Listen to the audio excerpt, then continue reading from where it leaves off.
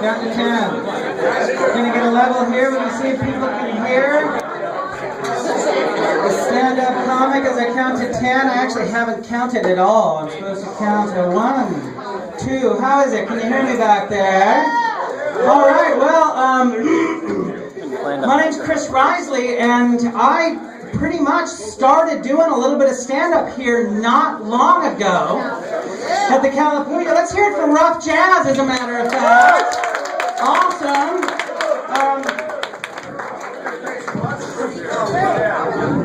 And I came here, I delivered a set that was so controversial I actually got a little bit famous. I was over at Target in Albany having all of my credit card numbers stolen, and somebody comes up to me and he says, "Hey, are you the guy that talked about whacking it so hard that the paramedics had to be called at the Puya?" And I was like, yeah, I was. That was me. And I'm like, oh my God, I'm famous. I'm the guy who talked like that in public. That is terrible. Why am I getting remembered for this? But I thought to myself, you know, I disclosed a lot. And I actually, because I hope that I'm going to get invited back, even though I'm about the most crass person in the room, I want to raise the level of intimacy here between us, if that's okay. Yes. I want to disclose. Yes. And so, oh God, did you hear that? Right. All right. So I'm going to just share with you that my parents were born in 1920 and 1921. And they were heavily influenced by Victorian morality, which means we could not talk about anything that happened down here. As far as I could tell, everybody was as smooth as a Barbie and a Ken doll. Pretty much. And there was nowhere to go to ask questions. And so when I got my first period, I was extraordinarily confused. I was shocked. It was terrifying to me to experience that. Okay, actually, I don't have a vagina. What I actually have, though, I have those 3 blocks that circus performers use. Let me just hold on a second. Share something with you here. It's a little tough. Hold on.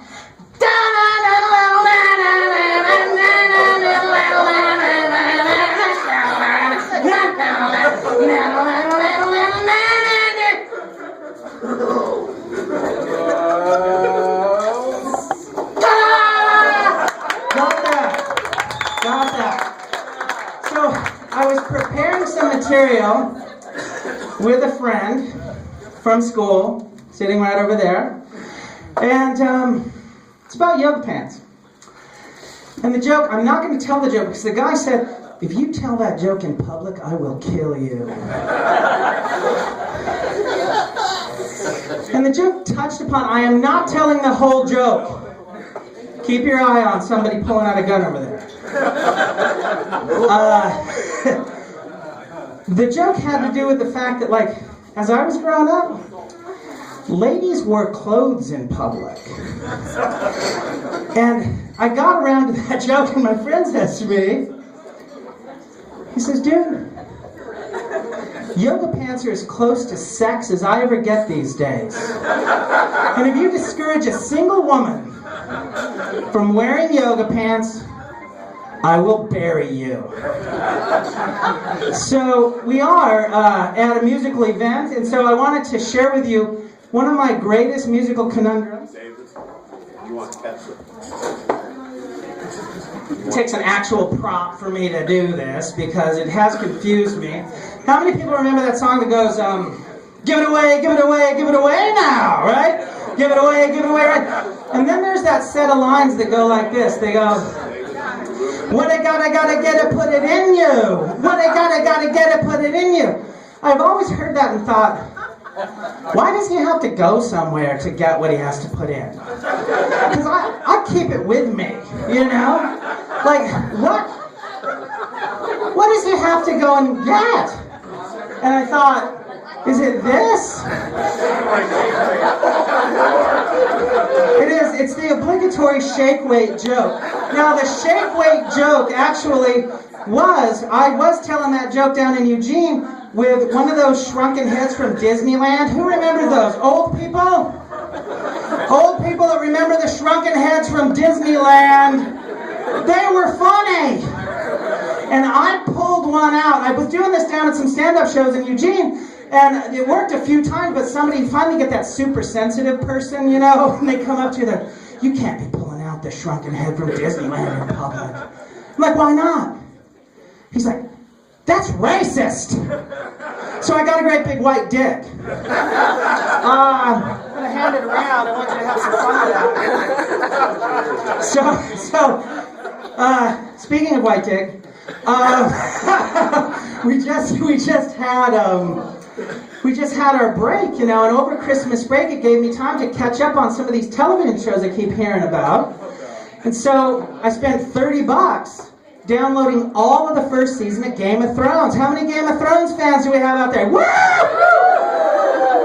I'm glad to hear it. But I gotta tell you, I started watching that first episode, and there's so much nudity in that first episode that I just took care of my business and fell asleep in the first 10 minutes, you know?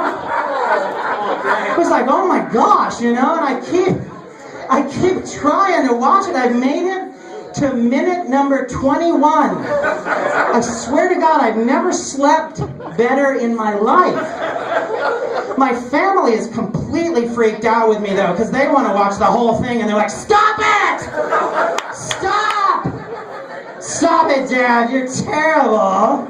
I want to bring in a feature that I do in all of my little stand-up things. I talk about internet idiots. This is often painful because some of them are in the room.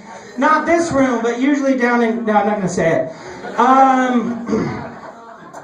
The first internet idiot that I want to kind of talk about comes from Answers.com. Answers.com is a website where morons ask stupid questions of even bigger morons and expect good answers. I don't know if anybody's gone there. I swear to God, this is true. I saw this question at Answers.com. Why does my dog poop inside the house? But your dog poops inside the house because it's an effing dog. Dogs will poop anywhere. But if they're not on leash, apparently they will always face north while they're doing it to make us feel better or something. We just learned that. That's actual science. My second internet idiot, and I don't actually want to even promote this because I find it so dangerous. It's the most amazingly dangerous thing I've ever heard. Apparently there's a group of people that want people who own dogs that are capable or their, you know, their temperament is so bad that they might rip the face off of a small children. This group wants those people that have dangerous dogs to put a great big red ribbon into the collar. Have you guys heard this? They want dogs to have red ribbons, and this is to alert the parents, to keep your children away from this dog, which is a great idea because I like it when children actually have faces. But my thought on the great big red ribbon around the macho dog, it's just going to piss it off worse. It's just going to make, it's got a great big red ribbon, it's going to be mad. My wife listened to that joke and she said, no, don't say piss it off, say it's going to make it angrier. I said, I'm not going to say angrier in public. And she said, why? I said, because it makes me sound really white. Say angrier. It's like it squeezes your sinuses. You can. It's like, all right, okay, good. All right, I like to close my sets by doing... Oh my God, yay, hecklers, my first one. Was that Rob? I'm killing you. You're dead to me. No, so these are tweets, live tweets from famous dead people, right? And I'm going to go to one of the most famous dead people on earth. I did think of this around Christmas time, so it's kind of sad. It's Jesus, and I know that there's an Easter Christmas thing there, but anyway, so it is sad. The Roman soldier is going bang, bang, bang, bang. Jesus says, hey, hold on. He pulls out his iPhone. He can do it. He's Jesus. He takes a selfie. Snap. Tweets with his thumb. He can do it. Be back in 3 days, bitches! Thank you very much.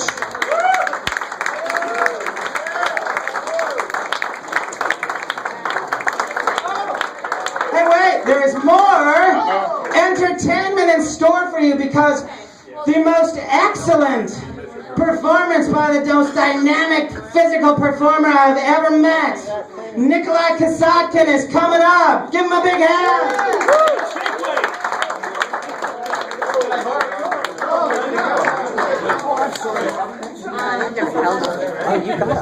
Do I need? Can everyone hear me now? I actually want this. We'll see. Everyone knows Dr. Seuss, right? We all grew up with it. Right? Yeah, show of hands. Anyone? Yeah. Jesus, how educated is this audience? No, we all know Dr. Seuss. One fish, two fish, red fish, blue fish. But how much sex do we remember from Dr. Seuss? There's a lot of it. Gertrude McFuzz, anyone? Well, perhaps I need to refresh your memories. There once was a girl bird named Gertrude McFuzz, and she had the smallest plain tail ever was. One droopy droop feather, that's all that she had. And oh, how that feather made Gertrude so sad. For there was another young bird that she knew, a fancy young birdie named Lolly-Loo, and instead of one feather behind, she had two. Poor Gertrude, whenever she happened to spy Miss Lolly-Loo flying by in the sky, well, she got very sad. Well, she frowned and she pouted. Then one day she got awfully mad and she shouted, "This just isn't fair. I have one. Oh, she has two. I must have a pair, just like Lolly-Loo." So she flew to her uncle, a doctor named Dave. His office was high in a tree by a lake, and she cried, "Oh, Uncle Doctor, oh please, do you know of some kind of pill to make my tail grow?" "Tut, tut," said the doctor. "Such talk, how absurd! Your tail's just right for your kind of bird." Then Gertrude had tantrums. But she raised such a din that finally her uncle, the doctor, told her just where she could find such a pill on a bilberry vine at the top of the hill. "Oh, thank you," chirped Gertrude McFuzz, and she flew right straight to where the bilberries grew. Yes, there was the vine, and as soon as she saw it, she plucked off a berry. She started to gnaw it. Oh, it tasted just awful. Almost made her sick, but she wanted that tail, so she swallowed it quick. But she felt something happen. She felt the small twitch, as if she had been smacked down behind by a switch. And Gertrude looked around and she cheered. It was true! 2 feathers! Exactly like Lolly-Loo. Then she got an idea. I know what I'll do. I'll grow a pair better than Lolly-Loo. When Lala sees this beautiful stuff, she'll fall right down flat on her face, sure enough. These pills that grow feathers are working just fine. So she nibbled another one off of the vine. She felt a new twitch, then Gertrude yelled, "Whee! Miss Lala has 2. I have 3. You know what I'll do? I'll grow a tail better than Lolly-Loo." She snatched at those berries that grew on the vine. She gobbled down 4, 5, 6, 7, 8, 9. Miss Gertrude kept eating until it was done. She'd eaten 3 dozen. That's all. Then the feathers popped out. With a zang, with a zing! They blossomed like flowers that grew in the spring. All fit for a queen, what a sight to behold! They sparkled like diamonds and gumdrops and gold. Like silk, like spaghetti, like satin, like lace. They burst out like rockets all over the place. They waved in the air, and they swayed in the breeze, and some longer than the branches of trees. And still they kept growing. They popped and they popped until long about sundown. When they finally stopped. "And now," chirped Gertrude, "I know what to do. I'll fly straight on home and show Lolly-Loo. When Lala sees these, well, her face will turn red. And she'll let out a scream, and she'll fall right down dead." Then she spread out her wings to take off from the ground. But with all of those feathers, she weighed 90 pounds. She pulled, she yanked, she let out a spark. Oh, But that girl couldn't fly, couldn't run, couldn't walk. And all through that night, she was stuck on that hill. And Gertrude McFuzz might be stuck up there still. But her beautiful David heard the girl yell. He flew to her rescue and brought along help. To lift Gertrude up, almost broke all their beaks. And to fly her back home, it took almost 2 weeks. Oh, and then it took almost another week more to pull out those feathers. My Gertrude was sore. When all of the pulling was done, Gertrude again had just one. That one little hair she had as a starter. But now that's enough. Because now, she is smarter.